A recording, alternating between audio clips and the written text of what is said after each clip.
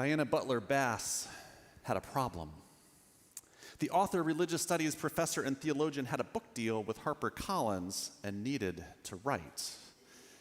The topic of her book was gratitude. While researching for it, she found a survey examining American religion and spirituality. One question in particular stood out. How often do you feel a strong sense of gratitude or thankfulness? The survey asked. The results surprised her. An astonishing 78% of respondents said they felt strongly thankful in the last week. A wave of guilt engulfed her. Diana wasn't so sure that she was one of them. This would, she realized, be a challenging book to write. She began the project in the spring of 2016. This was during, in her words, quote, one of the most conflicted years in American political history, unquote. To prepare, she researched happiness, read books on positive psychology, studied giving thanks in the Bible, pored over medical papers, and the health outcomes of having gratitude. Rarely had she felt more out of sync with the world around her. Everything Butler Bass read reached the same two conclusions. First, fear and anger are dangerous to our souls. And second, gratitude is really good for us. And yet each day she watched as the news cycle revealed how much we had lost of our collective sense of gratitude. Gratitude for each other, gratitude for the gifts of life, gratitude for the beauty of our world. Feeling frustrated with how little gratitude she found around her, Butler Bass decided to shelve the project of writing for several months. Perhaps she hoped when the winter of 2016 arrived, calmer moods might arise. Then it might be easier for her to complete her work. That moment, she recalls, never arrived. Facing a deadline, Butler Bass knew that she had to work. As the new year began, amid family and friends who struggled to talk to one another, personal health issues, a significant job change for her husband, and unexpected other crises, Butler Bass set for herself a goal. She'd complete the book in 100 days, despite the chaos that swirled around. In Luke chapter 17, 10 men approach Jesus as he enters a village. Each suffers from a debilitating skin disease. Their ailment causes them to shed a large amount of dead skin, so much so that modern biblical historians suggest their appearance might have resembled a decomposing corpse. Whew, that would get your attention. The men were physically unclean, unable to join in community. They were ritually unclean, unable to enter the temple. In a very real way, they were separated from their neighbor, and they were separated from their religious community. Seeing Jesus as from a distance, these were rule followers who kept a distance, the men called out, "Jesus, have mercy on us!" Jesus heard their cries. Jesus gave them command, "Go, go, show yourself to the priests." The men turned. The men went, and as they walked, they were healed. They could now reconnect with their neighbor. They could now reconnect with their religious community. In most texts where Jesus heals, the healing happens right there in the same scene with everyone together.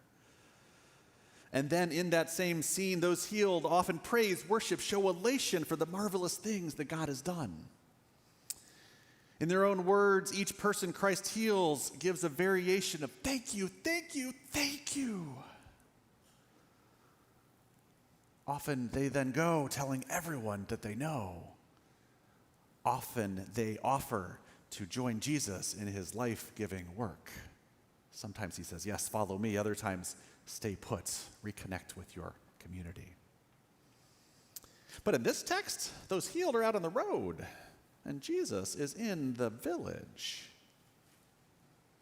Because of this, there's no chance for this giving of thanks that happens kind of naturally when everyone's together there's no chance for this giving of thanks without an additional step. 9 of the 10 we're told continue on their path. They go about their day. We don't know what happens to them next. It's reasonable to believe they lived out their days admirably, making the most of what God had done. But only 1 in 10 takes that additional step.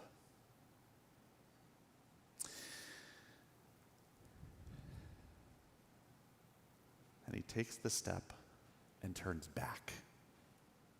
He praised God with a loud voice when he arrives. He lays himself at Jesus' feet. He thanks Christ directly. He shows gratitude. And he was a Samaritan. AKA, he was a religious outsider. AKA, he was an ethnic minority. AKA, he was an immigrant. AKA, he did what the religious citizen insiders would not do. He turned back to worship Jesus. Where were the rest? Jesus wondered. Where are they? 10 had been physically healed. 9 had simply gone on their way. Jesus then turned to the religious outsider that laid prostrate before him. Get up and go, he said. Your faith has made you well. This text is a tale of not 1, but 2 healings. The first healing is physical, and it merely goes skin deep. The second healing, it does so much more. Because the one showed gratitude, their relationship with God was restored. Because the one showed gratitude, their faith made them well. Because the one showed gratitude, they had been made whole. The one experienced complete transformational healing, not just in body, but in mind, in spirit, in soul.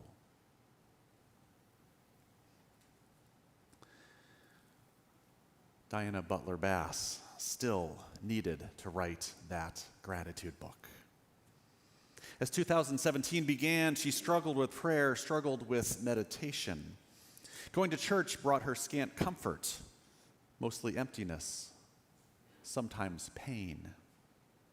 She had to remind herself to breathe. She knew she could never write well until she found a way to say thanks.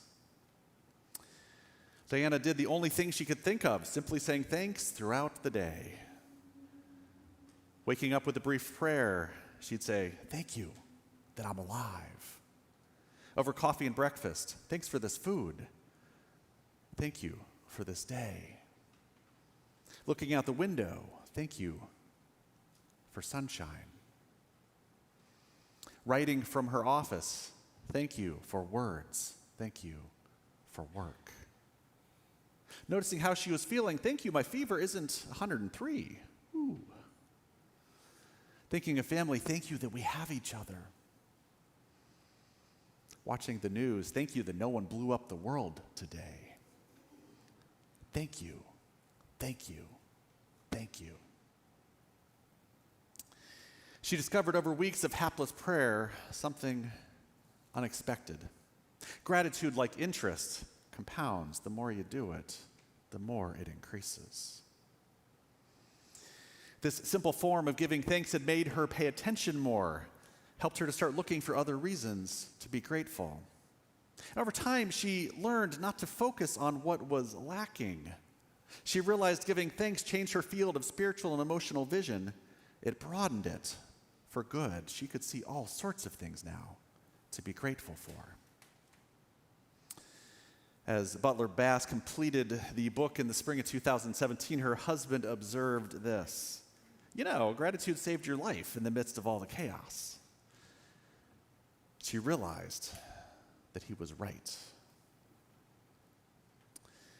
Looking back, she concluded that gratitude is strongest, clearest, most robust, and radical when things are really hard. Really hard. All is lost hard. For she had experienced that firsthand. I had the opportunity to meet this author at a conference in 2018 as a church geek. Oh my gosh, that was pretty great. While there, she spoke to a packed room about this book that was published, Grateful, The Transformative Power of Giving Thanks. Her talk left enough of a mark that I bought a copy at a conference, paying full retail price. That never happens. Then stood in a long line to get it autographed. Still very excited. I never do that either. When I got to the front of the line, she asked my name, looked into my eyes, and said the word joy. She then wrote the inscription to Ryan, joy, exclamation point, and signed her name. Anytime I could use a little more joy, I opened that book to the front page, I reread it, and smile. Let me tell you something, friends. I am incredibly grateful for that. Similar to Diana Butler Bass's 2016 experience, perhaps this too is one of the most conflicted years in American history. Maybe. Certainly there's fear, anger, anxiety, and cruelty, and we see that all around. What to do? Consider taking tips from these three people. Be like the 10 diseased men. Cry out to Jesus. Ask for mercy. Ask for what you need. Then follow Christ's commands. 2, be like the one immigrant. Turn around. Take the additional step. Turn back to Jesus, offering your thanks and praise. Give gratitude for all that God has done. And it's okay to start small.